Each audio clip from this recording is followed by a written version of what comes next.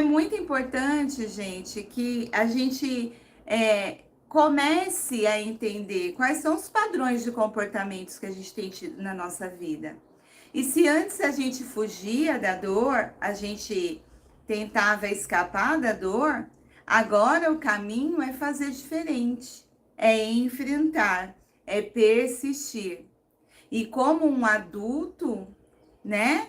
Não fugir, não procurar que alguém nos salve ou que simplesmente a gente possa correr para o colo da mãe, né? Para o colo do pai, mas que a gente possa enfrentar a vida de uma nova forma, aprendendo, né, com as nossas fraquezas, para que a gente possa transformar essas fragilidades em forças, para que a gente possa se superar. Então, gente, muitas vezes a gente sente ou sentiu que não somos bons o suficiente. E mesmo uma pessoa que já diminuiu muito ali a ferida da rejeição dela, em algum momento ainda assim ela pode sim voltar a sentir isso, né? Em alguma circunstância. E aí o que seria bom? O que seria bom é você respirar profundamente e falar: a partir de agora eu não fujo mais, eu faço diferente. E agora eu quero trazer aqui para vocês, né, algumas coisas que estão por trás disso, né? Lembra que o nosso corpo, a nossa cabeça, o nosso cérebro, ele tá sempre, o tempo todo, fugindo da dor e em busca do prazer? O tempo todo tá acontecendo isso, né? A gente sempre vai procurar o mais confortável. Então, no momento de desafio, no momento de dor, você não vai querer experimentar a rejeição. Você vai querer fugir da rejeição. Você não vai querer experimentar o abandono, você vai querer fugir do abandono. E muito antes que qualquer coisa aconteça, o seu corpo vai gritar. Lembra os seus neurotransmissores peptídeos, que é onde fica registradas as memórias de dor, eles serão acionados. E aí, o seu corpo muitas vezes ou vai paralisar ou você vai falar: já não tá bom aqui para mim, é melhor eu ir embora. E você abandonar o barco. E muitas vezes não significa que de fato você vai ser rejeitado, você vai ser abandonado.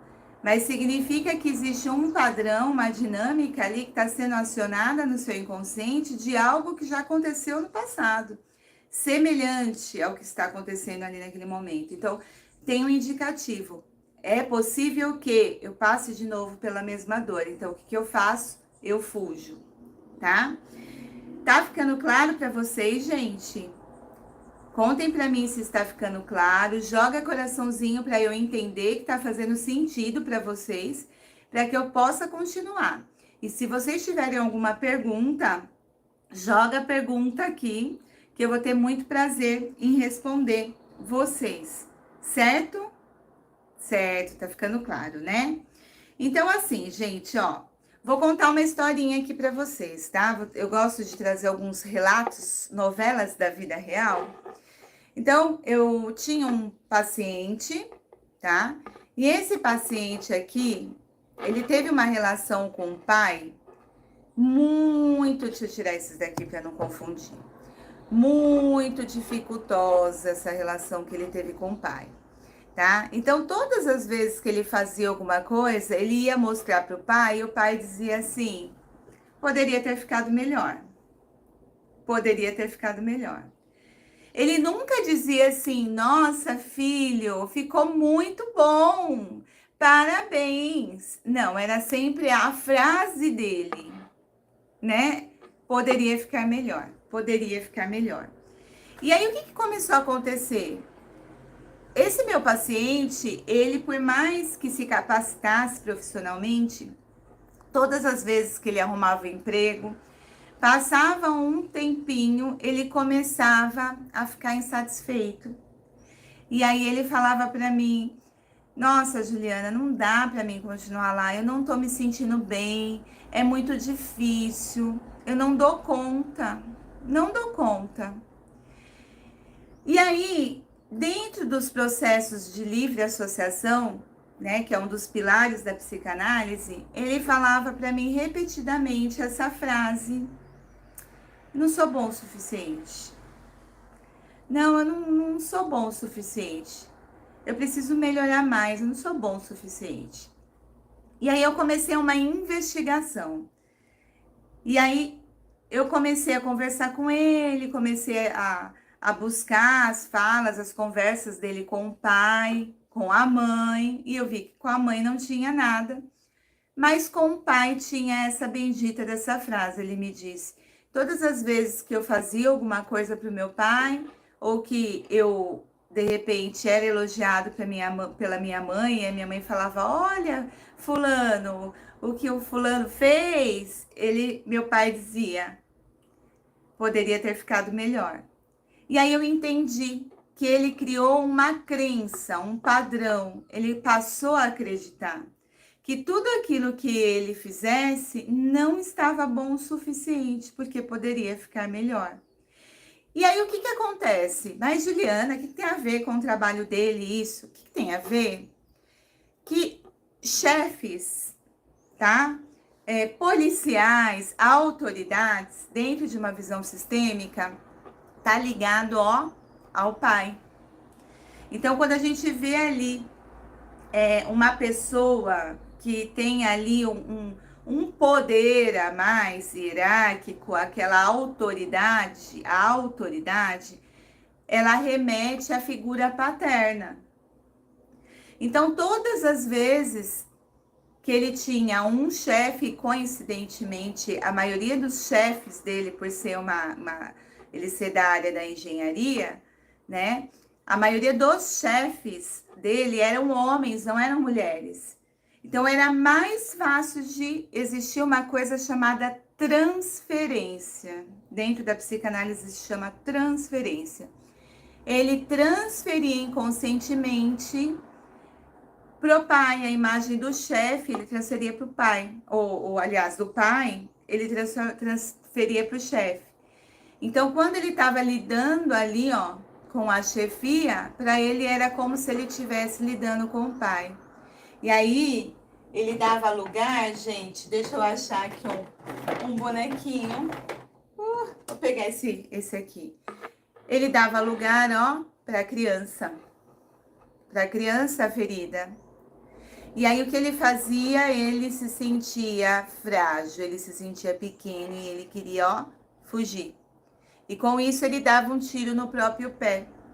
Ele pedia a conta, ele abandonava o emprego, ele dava uma desculpa e ele se sabotava. Enquanto a gente não fez um trabalho de ressignificação e reprogramação mental na história dele, e trabalhamos a ferida da rejeição com muita força, ele não conseguia quebrar esse padrão. Ele só conseguiu quebrar o padrão depois disso, de comportamento. Então, presta atenção que quando eu conto aqui essas historinhas para vocês, não é à toa. Eu sempre estou contando essas historinhas para vocês, porque de alguma forma vocês podem aí replicar na vida de vocês, na história de vocês. E de repente identificar algum padrão que acontece aí com você. E é exatamente, gente, isso que acontece quando a gente fala das feridas emocionais, né? Tanto é que quando eu trouxe lá aquela série de lives falando das feridas emocionais, eu disse para vocês o quanto elas influenciam até no físico, na aparência física da pessoa, né? O quanto ela somatiza de doenças no seu corpo físico, né? Porque automaticamente é uma forma do seu corpo ali, ó, depurar a dor que você tá carregando em si, né? O nosso corpo, ele é feito para isso, para tentar proteger o máximo possível a gente. Então ele vai depurando. Não é à toa que quando a gente morre, o corpo fica, não é verdade? Porque o que tá mais forte, o que é mais importante, não é a matéria, é o que tá dentro da matéria. É o espírito, né? A alma da gente, né? E espírito, quando eu falo, gente, não estou falando de espírito, não, tá? Estou falando da questão dessa essência divina que a gente traz dentro da gente, tá? Então, prestem atenção nisso. Quando vocês estiverem aí, né? Teve muita gente que ultimamente andou aí sem voz. Tô fazendo acompanhamento com uma moça, ela perdeu a mãe recentemente. E de uma forma muito repentina. E ela ficou completamente sem voz. Sem voz, ela não tinha colocado a dor dela para fora ainda, né? E aí chegou um momento que a gente, dentro de uma sessão, eu falei para ela: olha, vamos usar o chat para você escrever. E se a gente ver que não dá, a gente vai ter que reagendar para você não perder a sua sessão, porque eu não consegui entender ela. E depois de um desbloqueio que a gente fez durante a sessão, quando terminou a sessão, a voz dela já estava voltando. Já fazia mais ou menos uns 15 dias que ela estava sem voz nenhuma. Então, olha só como o nosso corpo mostra, né? Como ele grita ali, ó, as mensagens do inconsciente. E pegando esse gancho, eu vou contar para vocês a história de uma outra pessoa que eu acompanho. Essa daí eu acompanho na mentoria, né? Eu faço acompanhamento para terapeutas também, né? Supervisão e acompanhamento de mentoria. E aí, o que acontece? Essa moça aqui, ela tinha muitas questões em relação à mãe, né? Ela achava que a mãe não gostava dela o suficiente, que a mãe tinha preferência pelos outros filhos. Ela se sentia muito rejeitada pela mãe. Ela tinha uma história séria com a mãe.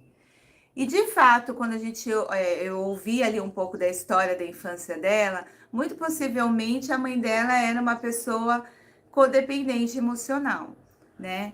Então era muito complicado toda a situação. Ela inferiorizava muito verbalmente essa moça. E aí essa moça se tornou uma terapeuta, né? Não sei por que ela se tornou uma terapeuta. Será que era para ela tratar também as dores dela, né? Da família dela, né? Aí ela se tornou uma terapeuta e aí ela começou, dentro dos processos, a gente começou, olha, eu falei para ela, agora você tem que começar a gravar alguns vídeos para divulgar o seu trabalho, né? Você tem que colocar a sua carinha, né? No Instagram, no YouTube, para as pessoas poderem te ver, te conhecer e tudo mais. E aí ela falou, mas aí, se as pessoas tirarem sarro de mim, se as pessoas não entenderem o que eu falo, aí eu falei para ela, né, olha, você é uma terapeuta, né? Esse é um processo que você tem que superar, porque senão como é que você vai ajudar os seus pacientes quando eles chegarem até você, né? Se você mesmo não enfrentou, não pagou para ver, você vai conseguir. A gente foi fazendo alguns processos, né? Falei, começa com vídeos curtos, tudo mais. Quando ela começou, o primeiro dia que ela foi, falou, amanhã eu vou gravar os meus primeiros vídeos. Então, eu vou escrever os roteiros hoje, deixar tudo pronto e amanhã, de manhã, eu vou gravar. Ok. Passou os roteiros para mim, eu dei uma olhada nos roteiros dela, falei, nossa, tá muito bom, é isso mesmo. No começo você tá mais insegura, então vai com o roteiro e tudo mais. Beleza. Chegou no outro dia, ela me mandou uma mensagem, Ju do céu, você não tem noção de como tá o meu rosto. Quando eu abri a foto, gente, o rosto dela tava desfigurado, o olho inchado, a boca inchada, o rosto todo empipocado. Falei, menina, você deve ter tido alergia de alguma coisa. Você comeu alguma coisa? Passou alguma maquiagem ontem, né? Maquiagem diferente? Não, Ju, eu não fiz nada, acordei assim. Falei, então não vai dar para gravar os vídeos. Cuida do seu rosto, depois você grava os vídeos, ok? Ok. Passou mais ou menos uma semana, ela tomou lá antialérgico, né? Marcou dermatologista, passou uma pomadinha no rosto, aí passou um pouquinho mais de uma semana, Vou gravar os vídeos, que agora minha pele tá bem melhor, com uma boa base e um corretivo vai disfarçar, vou gravar os vídeos. Foi gravar os vídeos, o que aconteceu? A pele dela empipocou todinha de novo, ela falou que começou a dar um calorão, uma quentura e uma coceira, empipocou todinha.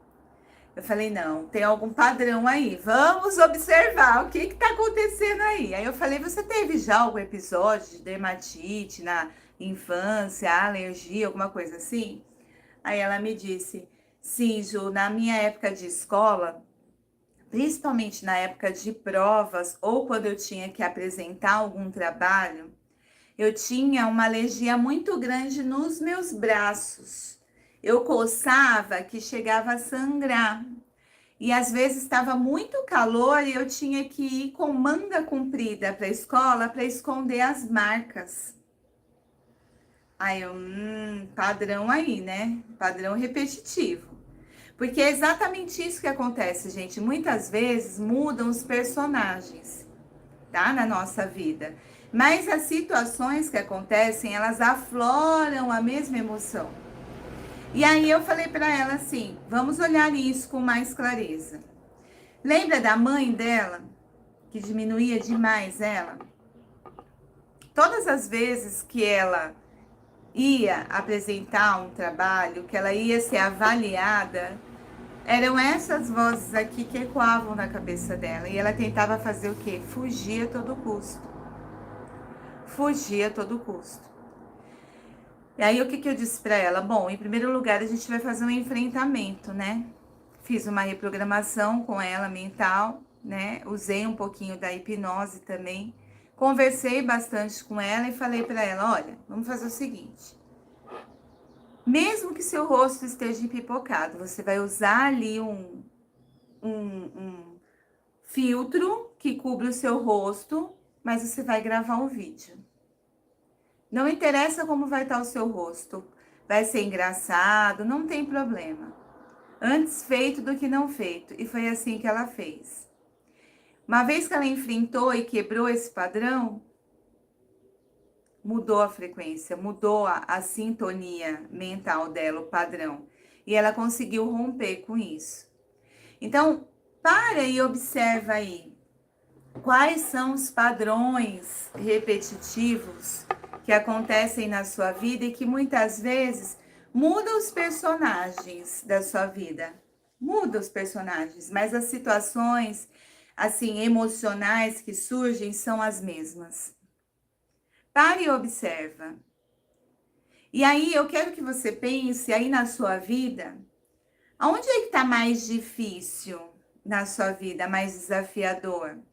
Que você tenta fugir o tempo todo, que o seu corpo tenta te paralisar. Quais são as vozes que ecoam aí na sua mente e que fazem com que você mantenha um padrão repetitivo de fuga e de dor? Presta atenção nisso, tá? Isso tudo, gente, é um reflexo da ferida da rejeição, da ferida do abandono, tá? São as máscaras, né? As máscaras do escapismo, por exemplo, da ferida da rejeição. E aí, gente, a pergunta que eu faço para vocês é até quando que vocês vão fugir? Até quando que vocês vão ficar sofrendo com isso? De repente se esforçando demais para caber num relacionamento abusivo, de desrespeito, né? Na onde você é visto como um nada. Até quando que você vai fugir? Até quando você vai escapar? Né? Vai se sabotar? Vai abandonar os seus sonhos? Vai deixar de dar seguimento no seu servir por conta do medo da rejeição?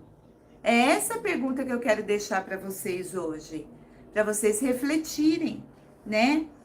E eu vou dizer para você uma coisa, que essa oportunidade do workshop Cure Suas Feridas, né, que é online, das 9 ao meio-dia no dia 14/10, com um valor de R$ 127, dinheiro de pizza.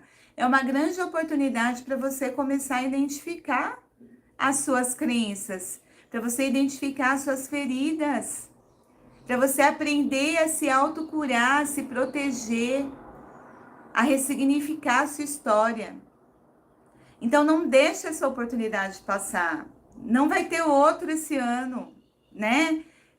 Vai ser assim, ó, um só esse ano.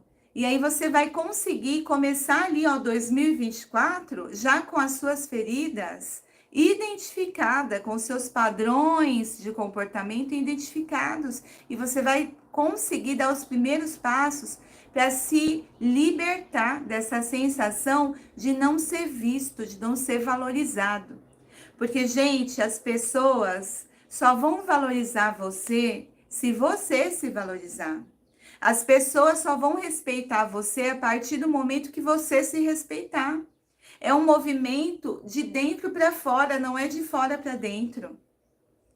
E enquanto você não olhar para a sua história de vida, enquanto você não olhar para o seu passado, né? Enquanto você não fazer esse movimento de fato e de verdade estar aberto para ser adulto, né? Fazendo diferente na sua vida,